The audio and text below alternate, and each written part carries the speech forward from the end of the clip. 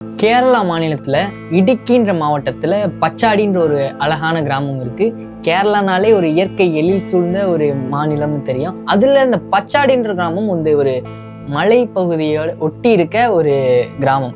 அந்த கிராமம் வந்து மிக அமைதியான ஒரு அழகான கிராமம். அந்த அமைதியான கிராமத்தில் திடீர்னு ஒரு பரபரப்பு. என்னன்னு பார்த்தா ஒரு அழகான ஒரு குட்டி வீடு இருக்கு. அந்த குட்டி வீடை நோக்கி வரிசையா போலீஸ் வந்து வந்துகிட்டே இருக்கு. அந்த வீடு வந்து ஆனா பூட்டி இருக்கு. போலீஸ் என்ன பண்றாங்க, அந்த வீட்டை வந்து சுத்திலும் விசாரிக்கிறாங்க, சுத்திலும் தேடுறாங்க. அவங்க யாரை தேடுறாங்க, என்ன தேடுறாங்க எதுவுமே தெரியல. ஆனா அந்த வீட்டுல இருந்த 2 பேர் வந்து மாயமாயிட்டாங்க, மறைஞ்சு போயிட்டாங்க, மர்மமான முறையில காணாம போயிட்டாங்க அப்படின்னு சொல்லிட்டு அந்த ஊர்ல வந்து சொல்லப்படுது. அந்த போலீஸ் கூட 40 வயது ஒரு பெண் வந்து வராங்க. அந்த போலீஸும் அந்த பெண்ணும் என்ன பண்றாங்க, அந்த வீட்டுக்கு பின்னாடி இருக்க ஒரு இடத்துல குழி தோன்றாங்க. குழி தோண்ட எல்லாருக்குமே ஒரு ஒரு குடலை புரட்டுற மாதிரி ஒரு வாடை, ஒரு ஸ்மெல் வருது. எல்லாருமே மூக்குல கையை வச்சுட்டு இன்னமும் குழி தோன்றாங்க. குழி தோண்டி பார்த்தா, அந்த குழி தோண்டி முடிச்சோடனே அந்த 40 வயசு பெண் என்ன பண்றாங்க, திடீர்னு குமிரி அழுகுறாங்க. அந்த குழிக்குள்ள ஒரு 2 பாதி சிதைக்கப்பட்ட ஒரு உடல், 2 உடல்கள் வந்து அந்த குழிக்குள்ள கிடைக்குது. மாயமான 2 பேர் யாரு, இந்த குழிக்குள்ள கிடைச்ச பாதி சிதைந்து போயிருக்க இந்த பாடி யாருது, இதை பத்தி தான் இந்த வீடியோவில் நம்ம பார்க்க போறோம். So welcome to you Tamil crime.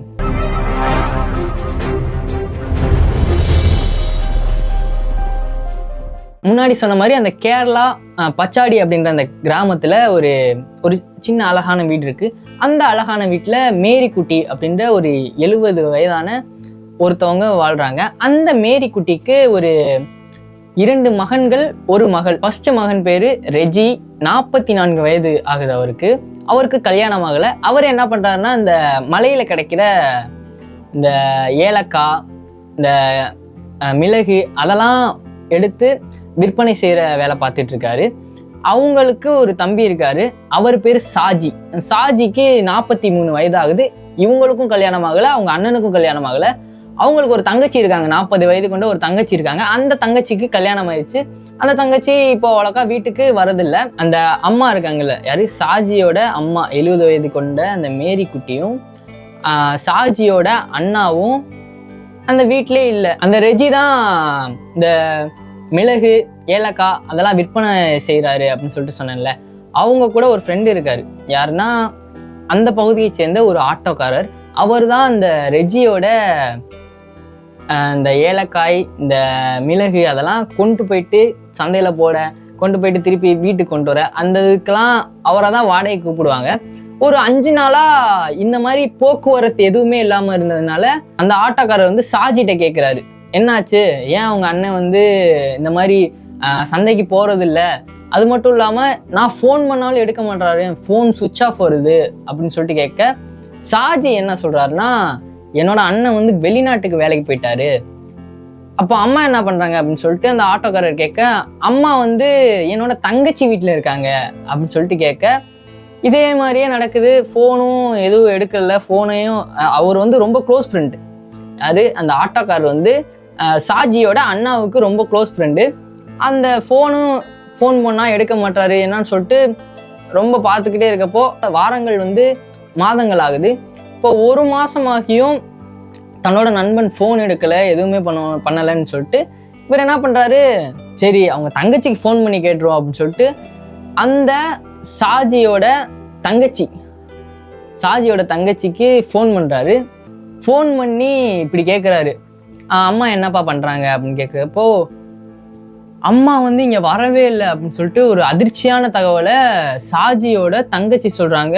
இல்லை, உன் தம்பி சாஜி தான் சொல்லியிருக்கான், அம்மா அங்கே வந்திருக்காங்க, அண்ணன் வந்து வெளிநாட்டுக்கு வேலைக்கு போயிட்டாரு அப்படின்னு சொன்னோன்னே, அதுக்கு அவங்க தங்கச்சி என்ன சொல்கிறாங்கன்னா, இல்லை எங்கள் அப்பா வந்து 2018 அப்போ எங்கள் வீட்டை விட்டு கோச்சிட்டு போயிட்டாரு. எங்கள் அண்ணாக்களுக்கும் கல்யாணம் ஆகலை, எங்களுக்குள்ள சில பல சண்டைகள் வந்துருச்சு, அதனால நானும் வீட்டுக்கு வர்றதில்லை, ஃபோனு எதுவுமே எங்களுக்குள்ள ஒரு தொடர்பே இல்லை, அப்புறம் எப்படி அம்மா வந்து எங்கள் வீட்டுக்கு வந்திருப்பாங்க அப்படின்னு சொல்லிட்டு கேள்வி எழுப்ப, இல்லைம்மா அம்மா அண்ணன் யாருமே இங்கே இல்லை, உங்கள் உங்க 2வது அண்ணன் சாஜி மட்டும்தான் வீட்டுல இருக்கான், மத்த யாருமே இல்லை அப்படின்னு சொல்லிட்டு கேட்டவரும் அந்த தங்கச்சி என்ன பண்றாங்க, பதறிட்டு வீட்டுக்கு வந்த உடனே அங்கேருந்து போலீஸ் ஸ்டேஷன் போறாங்க. போலீஸ் ஸ்டேஷன் போய் போலீஸ் எல்லாம் சேர்ந்து திருப்பி இந்த மாதிரி வந்தப்போ வீட்டுக்கு வராங்க. இந்த மாதிரி வீட்டுக்கு வந்ததுக்கப்புறம் வீடு பூட்டி கிடக்கு. ஆனால் அவங்க தங்கச்சி வீட்டுக்கு வரப்போ வீடு திறந்து இருந்துச்சு. வந்த உடனே வீட்டுக்குள்ளே கூட போகாமல் தங்கச்சி திடீர்னு போலீஸ் ஸ்டேஷன் போயிட்டு போலீஸ்ட்டு இந்த மாதிரி தகவல் சொன்னோடனே போலீஸ் திருப்பி வீட்டுக்கு வரப்போ வீட்டில் யாருமே இல்லை, வீடு பூட்டி கிடக்கு. போலீஸ் விசாரிக்கிறாங்க. விசாரித்து நான் முன்னாடி சொன்ன மாதிரி ஃபுல்லாக தேடுறாங்க. தேடி அந்த வீட்டுக்கு பின்னாடி இருக்க ஒரு இடத்துல குழி தோன்றாங்க. குழி தோன்றப்ப தான் இந்த மாதிரி 2 பாடி கிடக்குது, 2 மனித உடல் கிடக்குது. அந்த மனித உடல் யாருன்னா இந்த மேரி குட்டியும் அந்த சாஜியோட அண்ணனான ராஜியோட பாடி தான். அதை பார்த்தோன்னே அந்த 40 வயது இருக்க ஒரு பெண் அழுதாங்கன்னு சொன்னேன்ல, அந்த பெண் தான். இந்த சாஜியோட தங்கையான இவங்க அழுகுறாங்க, தேம்பி அழுகுறாங்க. இப்போ சாஜியை காணோம், சாஜி எங்க போனாரு அப்படின்னு சொல்லிட்டு போலீஸ் விசாரிக்கிறாங்க, தேடிட்டு இருக்காங்க. அந்த கொலைக்கான காரணம் என்ன, இதுக்கு பின்னாடி என்ன நடந்துச்சு அப்படின்னு சொல்லிட்டு தேடிட்டு இருக்காங்க. சாஜியை காணவே காணோம், ஏன்னா வீடு பூட்டி இருக்குல்ல. அப்போதான் யாரோ ஒருத்தவங்க சொல்றாங்க சாஜி காட்டுக்குள்ள பார்த்த மாதிரி இருந்துச்சு அப்படின்னு சொல்லிட்டு சொன்னோடனே சாஜியை காட்டுக்குள்ள தேடுறதுக்கு போலீஸா ஒரு திட்டம் திட்டுறாங்க. ட்ரோன் வச்சு கண்டுபிடிப்போம் அப்படின்னு சொல்லிட்டு ட்ரோன் அனுப்பிடுறாங்க. காட்டுக்கு மேலே ட்ரோன் பறக்குது. சாஜியை கண்டுபிடிச்சிட்டாங்க. சாஜிக்கும் தெரிஞ்சிருச்சு போலீஸ் நம்மளை பிடிச்சிரும் அப்படின்னு சொல்லிட்டு சாஜியே போலீஸ்கிட்ட சரணடைகிறாரு. அதுக்கப்புறம் தான் என்ன ஆச்சு அப்படின்னு சொல்லிட்டு விசாரிக்க, இல்லை நான் ஒன்றுமே பண்ணல அப்படின்னு சொல்லிட்டு சாஜி சொல்கிறாரு. இன்னும் தீவிரமாக போலீஸ் விசாரணையை அடுத்த கட்டத்துக்கு மூவ் பண்ண ஆரம்பிக்கிறாங்க. அப்போ தான் அந்த சாஜி ஒரு தகவல் சொல்கிறாரு. அது என்னன்னா 2018 அப்போ இந்த மாதிரி சாஜிக்கு வேலைக்கு போக இது எதுலேயுமே விருப்பமே இல்லை. அவருக்கு இந்த மாதிரி ஜாலியாக இந்த சூதாட்டம் ஆட, சீட்டு விளையாட அதில் தான் இன்ட்ரெஸ்ட் இருந்துச்சு. அவருக்கு வயது அப்போ ஒரு 30-36 அப்படி இருக்கும். அப்போது இந்த மாதிரி வேலைக்கு போக எதுக்குமே இன்ட்ரெஸ்ட் இல்லை. அதனால் அவங்க அப்பா அந்த வீட்டை விட்டு கோச்சிட்டு போயிட்டாரு. அவங்க அப்பா மேத்யூ 2018 அப்போ வீட்டை விட்டு கோச்சிட்டு போயிட்டாங்க. அவங்க அப்பா வீட்டை விட்டு கோச்சிட்டு போனதுனால அவங்க அம்மாவுக்கும் கொஞ்சம் உடல்நிலை சரியில்லாமல் போயிடுச்சு. அந்த மேரி குட்டின்னு சொன்னல, சாஜியோட அம்மாவுக்கு உடல்நிலை சரியில்லாமல் போயிடுச்சு. இவனை காரணமாக காட்டி, யாரு இந்த சாஜியை காரணமாக காட்டி அவங்க அண்ணவான ராஜிக்கும் கல்யாணம் ஆகலை. உங்கள் சின்ன மகன் இப்படி வேலை இல்லாமல் ஊதாரியாக சுற்றிட்டு இருக்கான், எப்படி நாங்கள் நம்பி உங்கள் வீட்டுக்கு பொண்ணை கொடுக்குறது அப்படின்னு சொல்லிட்டு ராஜிக்கும் கல்யாணம் ஆகலை. நாட்கள் அப்படியே கொஞ்சம் கொஞ்சமாக கடக்குது. கடந்த ஒரு ஏப்ரல் மாதம் 2026 அந்த டைமில் சாஜிக்கு கல்யாண ஆசை வருது. 40 வயசுக்கு மேலாகி சாஜிக்கு கல்யாணம் ஆசை வருது. சாஜி என்ன பண்ணுறாரு, போயிட்டு அம்மா கிட்ட சொல்கிறாரு, இந்த மாதிரி அம்மா எனக்கு கல்யாணம் ஆசை வருது அப்படின்னு சொல்லிட்டு சொன்னோடனே அம்மா என்ன சொல்கிறாங்க, உங்கள் அண்ணாக்கே கல்யாணம் ஆகலை, அதுவே ஒன்னால தான் உங்கள் அண்ணாக்கே கல்யாணம் ஆகலை, இப்போ 40 வயசாகி உனக்கு பொண்ணு கேட்குதா, முதல்ல உருப்புற வழியை பாரு, உனக்கு யார் பொண்ணு தருவா, வேலை வெட்டி இல்லாமல் இப்படி சுற்றிட்டு இருக்க, ஊதாரியாக சுற்றிட்டு இருக்க, உனக்கு யார் பொண்ணு தருவா அப்படின்னு சொல்லிட்டு அம்மா திட்ட. சாஜி ரொம்ப ஒரு மாதிரி மனசுக்குள்ள ரொம்ப கவலையாயிருச்சு. சாஜி என்ன பண்றாரு, இந்த மாதிரி உழைச்சி சம்பாதிக்கணும்னா லேட் ஆயிரும், அதனால அவங்க அப்பா மேத்யூ இருக்கார்ல, அவங்க அப்பா மேத்யூ விட்டுட்டு போனா அந்த சொத்துல என்னோட பங்கை பிரிச்சு கொடுங்க அப்படின்னு சொல்லிட்டு தொடர்ந்து வீட்டில் கேட்குறாரு. அவங்க அண்ணாட்டையும் கேட்குறாரு, அவங்க அம்மாட்டையும் கேட்குறாரு. அவங்க அண்ணாவும் அம்மாவும் என்ன பதில் சொல்றாங்கன்னா, நீ இப்படி ஊதாரியாக திரியிற, உன்கிட்ட போய் சொத்து கொடுத்து நீ நாசமாக தான் போயிடுவ, எதுக்கு நாங்கள் சொத்து பிரித்து கொடுக்கணும் அப்படின்லாம் சொல்ல, கடைசியில் அது அப்படியே இந்த பிரச்சனை அவங்களுக்குள்ள இருந்துக்கிட்டே இருந்திருக்கு. அதுக்கப்புறம் தொடர்ந்து சாஜி சரக்கை போட்டு போதையை போட்டுக்கிட்டு இந்த மாதிரி சண்டை இழுக்க, இந்த மாதிரி அவங்களுக்குள்ள ஒரு பிரச்சனையாகவே இருந்திருக்கு. ஒரு நாள் சாஜி போதையில் இந்த மாதிரி ராஜி கிட்ட சொத்தை பிரித்து கொடுங்க அப்படின்னு சொல்லிட்டு கேட்க, அதுக்கு இந்த மாதிரி நீ திருப்பி கேட்டுட்டு இருந்தா நீ எங்கள் அப்பாக்கே பிறக்கலை அப்படின்னு சொல்லிட்டு நாங்கள் சொல்லிடுவோம், அந்த மாதிரி ஒரு வார்த்தையை விட்டுறாரு ராஜி. அதை கேட்டு சாஜி கோவத்தோட உச்சத்தில் போயிட்டு, அப்போ ராஜி சாப்பிட்டுட்டு இருக்காரு. சாஜி கன்னத்திலே அரைகிறாரு போதையில. ராஜி என்ன பண்றாரு, சாப்பிட்ட சாப்பாடை தூக்கி தட்டை எடுத்து எரிஞ்சு யாரு ராஜி வந்து சாஜி மேலே எரிய இவங்களுக்குள்ள வாக்குவாதம் ஆகுது. அவங்க அம்மா வந்து மேரிக்குட்டி என்ன பண்றாங்க, தூங்கிட்டு இருக்காங்க. இவங்களுக்குள்ள வாக்குவாதம் ஆகி கை சண்டை முத்துனோடனே 2 பேரும் கட்டி தழுவி சண்டை போட்டு உருண்டுட்டு இருக்காங்க. சாஜி என்ன பண்றாருன்னா, ஒரு துணி வந்து கையில கிடைக்குது. அந்த துணியை எடுத்து தன்னோட அண்ணனை கழுத்தை நெருக்கி கொண்டுட்டாரு. அவங்க அண்ணன் வந்து இறந்து போயிட்டாரு. அதுக்கப்புறம் இந்த சத்தம் கேட்டு அவங்க அம்மா மேரிக்குட்டி வந்து வெளில வராங்க. மேரிக்குட்டி வெளில வந்தோடனே தன்னோட பிள்ளை வந்து இறந்து கிடக்கிறத பார்த்து அழுகுறாங்க. அழுது என்னடா அப்படின்னு சொல்லிட்டு சாஜியை கேட்க போறாங்க. சட்டையை பிடிச்சி கேட்குறாங்க.